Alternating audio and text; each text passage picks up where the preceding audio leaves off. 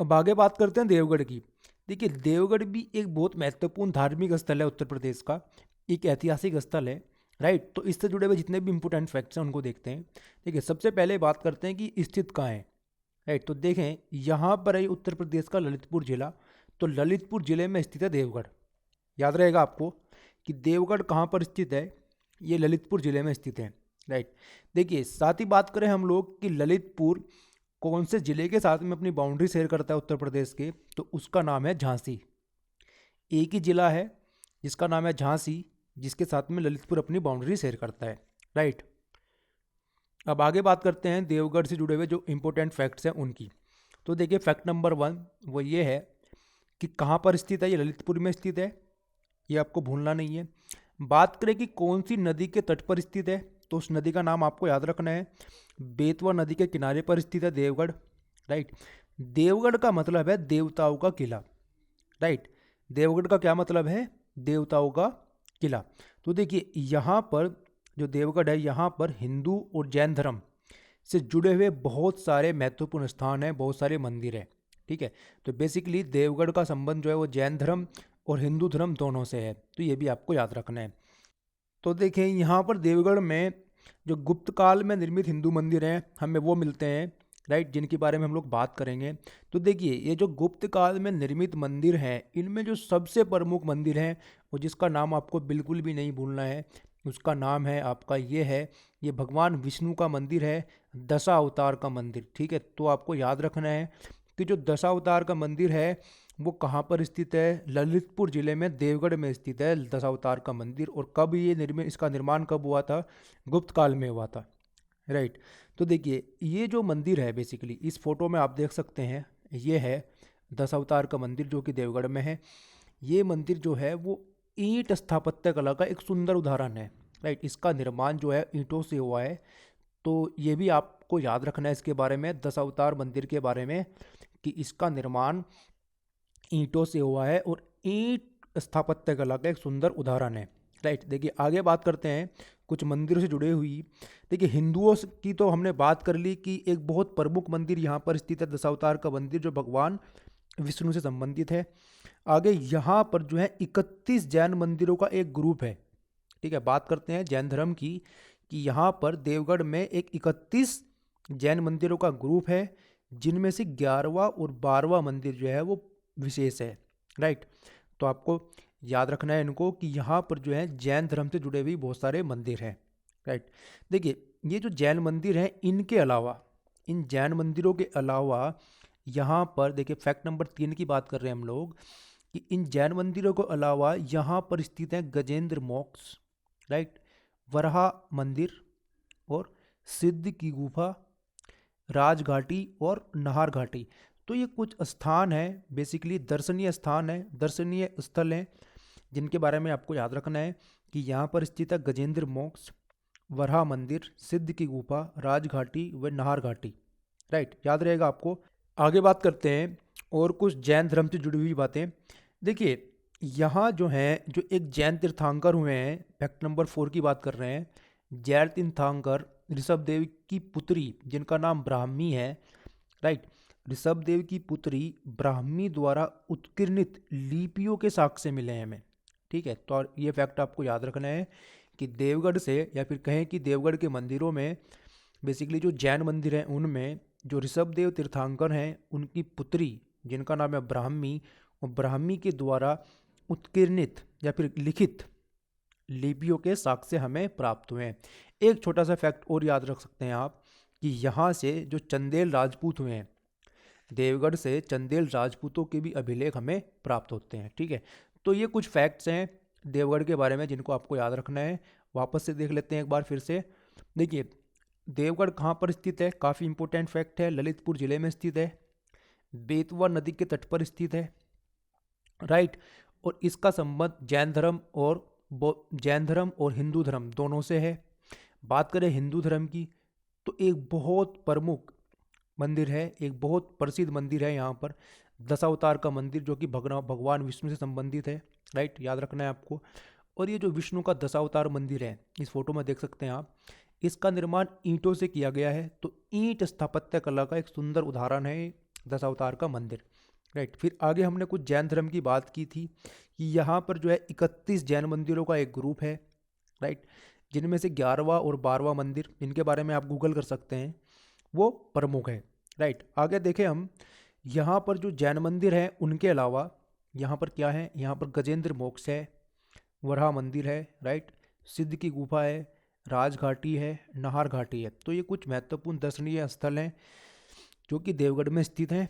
और फिर हमने बात की जैन धर्म से जुड़ी हुई कि जो जैन तीर्थंकर ऋषभदेव हैं, उनकी पुत्री जिनका नाम ब्राह्मी है, उनके द्वारा यहाँ लिखित यहाँ पर लिपियों के कुछ साक्ष्य प्राप्त होते हैं हमें देवगढ़ से, राइट। तो और एक और बात की हमने कि यहाँ पर जो चंदेल शासक थे, राजपूत शासक चंदेल, उनके भी अभिलेख प्राप्त होते हैं। तो ये फैक्ट्स जो कि देवगढ़ से संबंधित है, इनको आपको भूलना नहीं है, राइट। चलिए आगे चलते हैं। अब बात करते हैं पांचाल की। देखिए पांचाल का भी ऐतिहासिक महत्व है, तो इससे जुड़े हुए जितने भी इंपॉर्टेंट फैक्ट्स हैं उनको देखते हैं। देखिए सबसे पहले बात करते हैं कि स्थित कहाँ था, प्राचीन पांचाल जो है स्थित कहाँ था। तो देखिए जो वर्तमान में यहाँ पर उत्तर प्रदेश के ये ज़िले हैं, जैसे कि बदायूं, बरेली और फर्रुखाबाद, राइट, देख रहे हैं आप, बदायूं, बरेली और फर्रुखाबाद, इन जिलों की भूमि पर बसा हुआ था पांचाल, राइट। याद रहेगा आपको, मैंने क्या बताया आपको कि बदायूं, बरेली और फर्रुखाबाद, इनकी भूमि पर बसा हुआ था प्राचीन पांचाल नगर, राइट। इसको आपको भूलना नहीं है, याद रखना है, ठीक है। चलिए अब जितने भी इंपॉर्टेंट फैक्ट्स हैं पांचाल से जुड़े हुए उनको देखते हैं। तो देखिए इसके बारे में हम लोग बात कर चुके हैं कि जो पांचाल है वो बरेली, बदायूं और फर्रुखाबाद की भूमि पर बसा हुआ एक नगर था, राइट। आगे बात करते हैं। देखिए महाभारत काल में यहाँ पांचाल के एक राजा थे जिनका नाम था राजा द्रुपद। क्या नाम था इनका? राजा द्रुपद। और इन्हीं की पुत्री का नाम था द्रौपदी, ठीक है, जिनके बारे में आप महाभारत में सुनते हैं, ठीक है। तो आपको क्या याद रखना है कि पांचाल के एक राजा थे महाभारत काल में जिनका नाम था राजा द्रुपद, और इन्हीं की पुत्री का नाम था द्रौपदी, राइट। आगे बात करते हैं। देखिए बात करते हैं महाजनपद काल की। महाजनपद काल में कितने जनपद थे? 16 महाजनपद थे, राइट। तो उनमें से एक प्रमुख गणराज्य, राइट, एक प्रमुख जनपद था पांचाल, राइट। याद रहेगा आपको कि महाजनपद काल में पांचाल एक प्रमुख गणराज्य था, एक प्रमुख जनपद था, राइट। तो देखिए अब इसके बारे में जो इम्पोर्टेंट बात है वो ये है कि पांचाल महाजनपद काल में 2 भागों में विभक्त था, 2 भागों में बटा हुआ था। एक था आपका उत्तरी पांचाल और दूसरी था आपका दक्षिणी पांचाल, राइट। इस तरीके से देख सकते हैं आप कि जो पांचाल है वो 2 भागों में बटा हुआ था। एक था आपका उत्तरी पांचाल और दूसरा था आपका दक्षिणी पांचाल।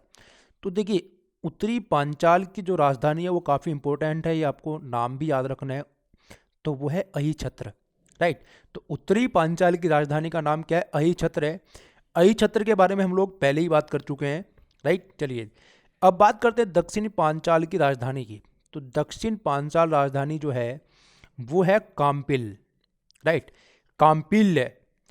तो आपको याद रखना है कि जो पांचाल है उसके 2 हिस्से थे, उत्तरी पांचाल और दक्षिणी पांचाल। उत्तरी पांचाल की राजधानी थी अहिछत्र और दक्षिणी पांचाल की राजधानी थी काम्पिल्य, राइट। एक और छोटा सा फैक्ट भी आप याद रख सकते हैं। देखिए जो कान्यकुब्ज है, राइट, कान्यकुब्ज भी इसी गणराज्य का हिस्सा था, राइट। तो देखें क्या क्या देखा हम लोगों ने यहाँ पर। तो हम लोगों ने बात की इसकी अवस्थिति की कि ये कहाँ पर स्थित था। तो वर्तमान में जो बरेली जिला है, बदायूं है और फर्रुखाबाद है, यहाँ पर स्थित था पांचाल। महाभारत काल में पांचाल के एक राजा थे जिनका नाम था आपका राजा द्रुपद। उन्हीं की पुत्री का नाम था द्रौपदी, जिसके बारे में हम महाभारत में सुनते हैं, इनके बारे में महाभारत में हम जानते हैं। महाजनपद काल में एक प्रमुख महाजनपद, एक प्रमुख गणराज्य था पांचाल। पांचाल के 2 हिस्से हुआ करते थे, एक उत्तरी पांचाल, दूसरा दक्षिणी पांचाल। उत्तरी पांचाल की जो राजधानी का नाम है वो है अहिछत्र, राइट, और दक्षिणी पांचाल की जो राजधानी का नाम है वो काम्पिल्य, राइट। और एक और बात मैंने आपको बताई कि जो कान्यकुब्ज था वो इसी गणराज्य का हिस्सा हुआ करता था, ठीक है। तो ये कुछ फैक्ट्स हैं पांचाल से संबंधित जिनको आपको भूलना नहीं है, राइट। चलिए आगे चलते हैं। अब आगे बात करते हैं प्रयागराज की। देखिए प्रयागराज भी एक बहुत महत्वपूर्ण धार्मिक स्थल है उत्तर प्रदेश का। एक ऐतिहासिक स्थल है, राइट। तो इससे जुड़े हुए जितने भी इंपॉर्टेंट फैक्ट्स हैं देखते हैं उसको।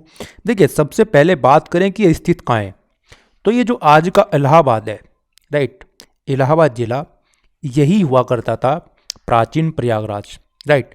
तो इससे जुड़े हुए जितने भी इंपॉर्टेंट फैक्ट्स हैं देखते हैं। चलिए सबसे पहले देखते हैं कि स्थित कहाँ है।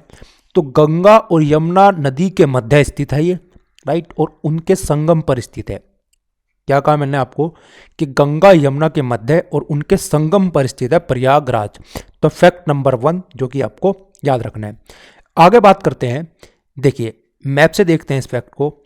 देखिए यहाँ पर ये इलाहाबाद जिला और इसी के पास में है ये कौशाम्बी जिला, देख रहे हैं आप।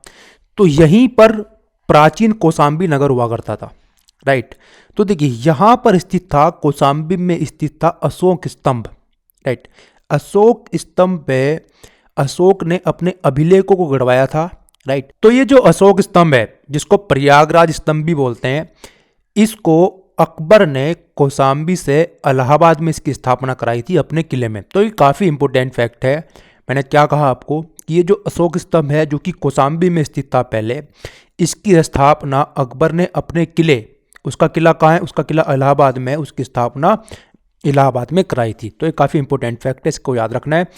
आगे बात करते हैं इसी स्तंभ से जुड़ा हुआ।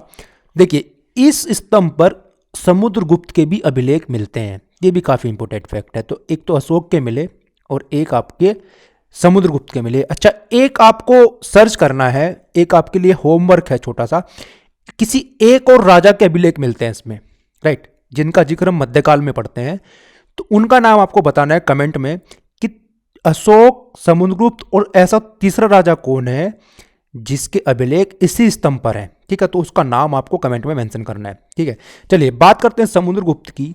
देखिए समुद्रगुप्त के भी लेख मिलते हैं अशोक स्तंभ में, और ये जो समुद्रगुप्त के लेख हैं इनको लिखा था हरिसेन ने, काफ़ी इंपॉर्टेंट नाम है।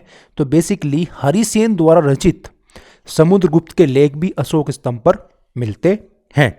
तो देखिए ये जो लेख मिले हैं हमें समुद्रगुप्त के, इनसे हमें पता चलता है कि जो समुद्रगुप्त की सैनिक शक्ति थी वो कैसी थी, राइट, उसकी जो कलात्मक गतिविधियां थी वो कैसी थी, बेसिकली समुद्रगुप्त कितना महान राजा था उसके बारे में हमें पता चलता है हरिसेन द्वारा रचित अभिलेखों से, जिनको लिखा गया है इसी अशोक स्तंभ पर, राइट। तो काफ़ी इंपॉर्टेंट फैक्ट है ये, फैक्ट नंबर 2, इसको आपको भूलना नहीं है। चलिए आगे बात करते हैं। देखिए गुप्त काल की धार्मिक राजधानी हुआ करती थी प्रयागराज, ठीक है। गुप्त काल की धार्मिक राजधानी क्या हुआ करती थी, प्रयागराज हुआ करती थी। तो ये भी काफ़ी इंपॉर्टेंट फैक्ट है। आगे देखें, देखिए गुप्तों के पतन के बाद, जब गुप्त काल समाप्त हुआ तो उसके पतन के बाद में यहाँ पर प्रयाग पर पहले तो हर्षवर्धन का शासन हुआ, राइट। उसके बाद में यहाँ पर गुज्जर प्रतिहारों का शासन हुआ, राइट। उसके बाद में यहाँ पर चंदेलों का शासन हुआ, और फिर यहाँ पर गहड़वाल राजपूत हैं उनका शासन हुआ, ठीक है। तो आपको याद रखना है कि गुप्तों के बाद, गुप्त काल के पतन के बाद यहाँ पर हर्षवर्धन का शासन हुआ, उसके बाद में यहाँ पर गुज्जर प्रतिहारों का शासन हुआ, राइट। उसके बाद में यहाँ पर चंदेल राजपूतों ने शासन किया, और उसके बाद में सबसे बाद में यहाँ पर गहड़वाल वंश ने शासन किया, राइट। चलिए एक काफ़ी इंपॉर्टेंट फैक्ट वो ये है, तो देखें, देखिए जो अकबर हैं, अकबर ने इसका नाम प्रयाग से इलाहाबाद किया था। तो ये काफ़ी इंपॉर्टेंट नाम है कि प्रयाग से इलाहाबाद नाम किसने किया था, अकबर ने किया था। तो देखिए वर्तमान में जो उत्तर प्रदेश के सीएम है, मुख्यमंत्री है योगी आदित्यनाथ, उन्होंने वापस से क्या किया है कि इलाहाबाद से इसका नाम बदलकर प्रयागराज फिर से कर दिया है, राइट। तो आपसे पूछा जाए कि प्रयाग से इलाहाबाद नाम किसने किया था, तो अकबर ने किया था, और इलाहाबाद से प्रयाग किसने किया है, तो जो वर्तमान के मुख्यमंत्री हैं उत्तर प्रदेश के योगी आदित्यनाथ ने, राइट। अब आगे बात करते हैं फैक्ट नंबर 6 की। तो देखिए ये भी काफ़ी इंपॉर्टेंट फैक्ट है। देखिए जो हर्षवर्धन हुए हैं, हर्ष ने वो क्या करते थे, यहाँ पर प्रयाग पर हर 5 वर्ष के बाद एक महामोक्ष परिषद का आयोजन करते थे, राइट। एक तरीके से धार्मिक सम्मेलन हम इसको कह सकते हैं। तो हर्षवर्धन हर 5वें वर्ष यहाँ पर एक महामोक्ष परिषद का आयोजन करते थे, राइट। तो बेसिकली ये भी कहा जाता है कि ये जो महामोक्ष परिषद है, ठीक, इसी से जन्म हुआ है कुंभ का, राइट। तो ये भी आपको याद रखना है, क्योंकि देखिए इस महामोक्ष परिषद से पहले कुंभ का जिक्र कहीं पर भी नहीं मिलता है पूरे प्राचीन इतिहास में। तो ये जो 5 साल के अंतराल में हर्षवर्धन एक महामोक्ष या फिर कहें कि एक धार्मिक सम्मेलन का आयोजन करते थे, तो यहीं से शुरुआत मानी जा सकती है कुंभ की, राइट। चलिए, तो अगला फैक्ट कुंभ से जुड़ा हुआ है वो ये है कि यहाँ पर इलाहाबाद में या फिर प्रयागराज में हर 12 वर्ष के बाद महाकुंभ का आयोजन किया जाता है, राइट। और महाकुंभ के 6ठे वर्ष यहाँ पर क्या है, कुंभ का आयोजन किया जाता है। तो ये भी फैक्ट है, इसको भी आपको याद रखना है। देखिए आगे इसके बारे में ये याद रखना है आपको कि ये जो आपका बेसिकली यहाँ पर कुछ प्रमुख धार्मिक स्थल हैं, प्रयागराज में कुछ प्रमुख धार्मिक स्थल हैं जिनके बारे में मैं आपको बता देता हूँ। देखिए जैसे कि यहाँ पर भारद्वाज मुनि का आश्रम है, प्राचीन अक्षयवट है। अब ये प्राचीन अक्षयवट कहाँ पर है मैं आपको बताऊँ। ये जो है वहीं पे संगम पर, जहाँ पर गंगा और यमुना और सरस्वती का संगम होता है, राइट, वहीं पर है अकबर के द्वारा निर्मित एक किला, राइट। तो उसी के अंदर है ये पौराणिक अक्षयवट। और ललिता आलोप शंकरी कल्याण देवी मंदिर यहीं पर है, राइट। वेनी माधव मंदिर यहीं पर है, नाग बासुकी मंदिर यहीं पर है, राइट। और गंगा यमुना सरस्वती का त्रिवेणी संगम तो आप सभी जानते हैं यहीं पर है, ठीक है। तो ये कुछ प्रमुख धार्मिक स्थल हैं जिनके बारे में आपको याद रखना है। और इसमें सबसे महत्वपूर्ण आपको याद रखना है प्राचीन अक्षयवट। अब ये प्राचीन अक्षयवट कहाँ है, तो देखिए जो संगम है गंगा यमुना और सरस्वती का जो संगम है, वहीं पर है एक किला जिसका निर्माण जो है अकबर ने कराया था। तो उसी किले के अंदर है ये पौराणिक अक्षयवट, राइट। चलिए, तो देखिए ये कुछ फैक्ट्स हमने बात की प्रयागराज के बारे में जो कि काफ़ी इंपॉर्टेंट है, जिनको आपको भूलना नहीं है। एक बार फिर से हम लोग देख लेते हैं हम लोगों ने क्या बात की प्रयागराज के बारे में, ताकि आपको अच्छे से याद हो जाए। तो देखिए ये कहाँ स्थित है, ये गंगा यमुना के मध्य संगम पर स्थित है, राइट। इलाहाबाद के पास में ही एक जिला है जो कौशाम्बी है, वहीं पर एक प्राचीन नगर कौशाम्बी हुआ करता था। तो वहाँ पर स्थित था एक अशोक स्तंभ जिसकी स्थापना इलाहाबाद में करवाई थी अकबर ने, राइट। और इसी अशोक स्तंभ पर समुद्रगुप्त के भी लेख मिलते हैं और इन लेखों की रचना की है हरिसेन ने, राइट। चलिए, गुप्त काल की धार्मिक राजधानी थी प्रयागराज। और देखिए हर्षवर्धन क्या करते थे, हर्षवर्धन हर 5वें वर्ष यहाँ पर एक महामोक्ष परिषद या फिर एक धार्मिक सम्मेलन का आयोजन करते थे। और ये कहा जा सकता है कि ये जो धार्मिक सम्मेलन है जिसका आयोजन हर 5 वर्ष के बाद में हर्षवर्धन करते थे, यही जो है शायद कुंभ का ओरिजिन है, यहीं से कुंभ का ओरिजिन हम माना जाता है। चलिए, गुप्त काल के पतन के बाद में यहाँ पर हर्षवर्धन का शासन हुआ, राइट। उसके बाद में यहाँ पर गुज्जर प्रतिहारों ने शासन किया, उसके बाद में यहाँ पर चंदेलों ने शासन किया, और उसके बाद में यहाँ पर गहड़वाल वंश ने शासन किया, राइट। ये काफ़ी इंपॉर्टेंट फैक्ट है। 5वां फैक्ट वो ये है कि अकबर ने इसका नाम प्रयागराज से बदलकर इलाहाबाद किया था, राइट। और इलाहाबाद से बदलकर वापस से प्रयागराज किसने किया है, योगी आदित्यनाथ ने, जो वर्तमान में उत्तर प्रदेश के मुख्यमंत्री है। आगे बात करें कि 5वां 7वां फैक्ट यही है कि हर 12वें वर्ष यहाँ पर महाकुंभ का आयोजन किया जाता है और महाकुंभ के 6वें वर्ष यहाँ पर कुंभ का आयोजन किया जाता है, ठीक है। तो ये कुछ फैक्ट्स हैं जिनको आपको भूलना नहीं है प्रयागराज के बारे में। तो देखिए इस डिस्कशन में इतना ही, इससे आगे का डिस्कशन हम लोग कंटिन्यू करते हैं नेक्स्ट वीडियो में, राइट। तो बने रहिएगा साथ। Thank you.